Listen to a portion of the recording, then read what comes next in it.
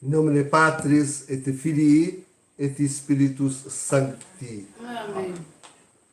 Estamos então, caríssimos, na quarta-feira da 60ª, celebrando São Pedro Damião. Vejam, Pedro Damião está ali no iniciozinho daquele que dá o momento alto da igreja, século XI, século XII, XIII, XIV, são momentos altos da igreja. E trabalha com afinco, grande reformador, de si mesmo, como disse o comentário, mas depois de toda a igreja, e pela igreja, o mundo, fazendo surgir esta civilização de cristandade que marca até hoje o mundo, quando nós vemos realmente tantos sinais ainda indeléveis que ficam no mundo, na igreja, enfim, em toda a parte. O milênio, sim, eles estão aí no alto, no cume daquilo que chamamos, que a Sagrada Escritura, que o Apocalipse chama o milênio. Estamos nos momentos fortes disto. Né? Hoje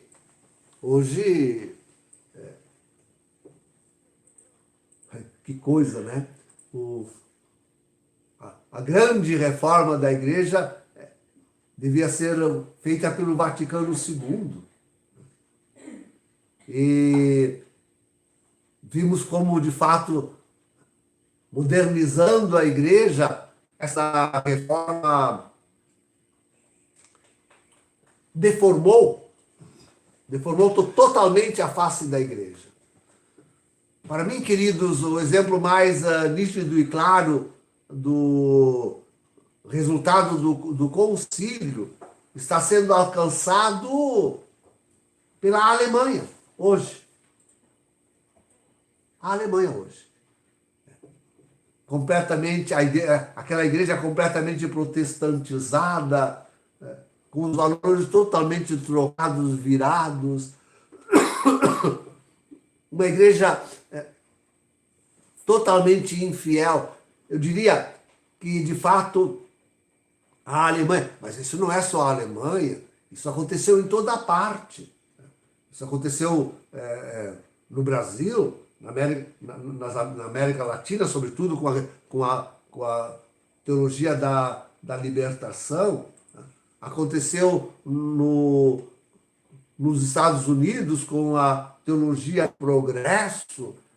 Aconteceu na África, aconteceu na Europa, aconteceu em toda parte. Foi acontecendo os frutos. Os frutos do Vaticano II estão aí. E eles, na verdade, são um fruto próprio para recepcionar e dar ouvidos ao falso profeta que está aí. Jorge Mário Bergoglio, o antipapa Francisco, o grande usurpador do trono de Pedro.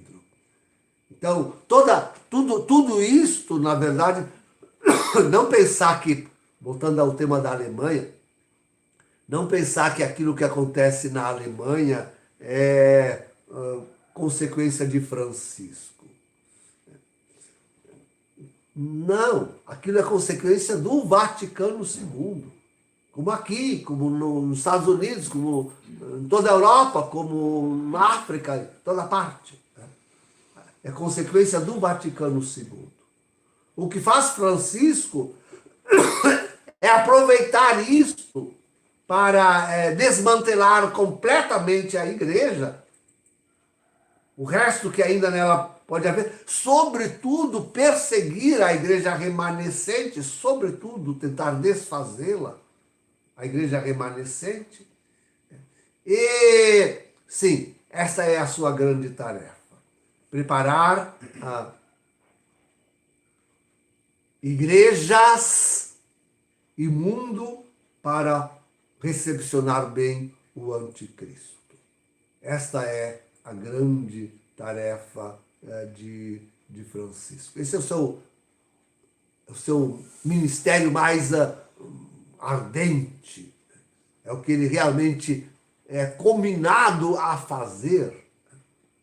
Destruir a igreja e prepará-la para recepcionar o anticristo. É totalmente diverso. Ele sim aproveita tudo aquilo que desmancha, desfaz a igreja, lhe é de proveito, com certeza. Mas sua grande tarefa é desfazer, sobretudo, o papado e o Vaticano, e, enfim, todo o corpo da igreja, preparar ele para a recepção do anticristo. É com o anticristo que se chegará aquele máximo intento de Lúcifer, que é a humanidade tê-lo por seu próprio Deus, adorá-lo e honrá-lo e prestar a ele culto, ou prestar culto a Lúcifer.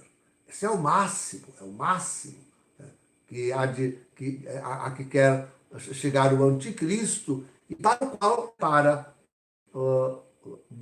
Bergoglio. Por isso eu tenho dito e avisado todos aqueles que se mantêm junto de Bergoglio, tenho dito e avisado, se colocarão com ele aos pés do anticristo. Se colocarão com ele aos pés do anticristo. E isso não é reforma. Isso é destruição completa da Santa Igreja. É transformar a igreja na igreja do anticristo. É simples assim. Simples assim. Não mais a católica. Ali não tem mais nada de catolicidade. Não tem mais nada. Então, digo, fujam desta contra-igreja. Fujam de Bergoglio, dos seus cardeais, dos seus bispos, dos seus padres, das suas comunidades, dos seus religiosos e religiosas. Fujam dele, porque ele tem esta precípua missão. Encontrado uma igreja já mais do que balançada pelo Vaticano II, agora ele trata de destruí-la completamente e prepará-la para receber o anticristo. É sua tarefa, a sua missão.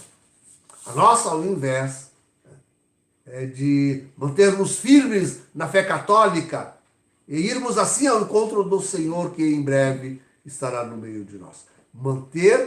Guardar a fé. Esta é a nossa tarefa. Guardar a fé católica.